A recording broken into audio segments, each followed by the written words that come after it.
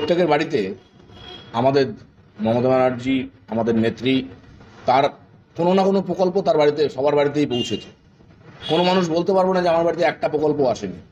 যে আজকের দিনে সিপিএমের লিডার, তার বউ আজকে লক্ষ্মীর ভাণ্ডার পায়। যে সিপিএমের ক্যাডার, তার বউও লক্ষ্মীর ভাণ্ডার পায়, কন্যাশ্রী পায়, স্বাস্থ্যসাথী কার্ডে তার ট্রিটমেন্ট হয়। আমাদের অনেকেই বড় বড় লিডারদের কথা আমি নাই বা বললাম, আজকে আপনারা দেখেছেন অতীতেও যে তাদের সমস্ত ট্রিটমেন্টের ব্যবস্থা আমাদের দল, আমাদের পার্টি করেছে। আগামী দিনেও নিশ্চয়ই তার সুফল নিশ্চয়ই তারা পাবে।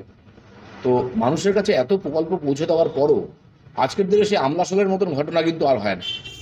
আজকে কিন্তু পিঁপড়ের ডিম খেয়ে বাঁচার মতন অবস্থা আর কোথাও নেই।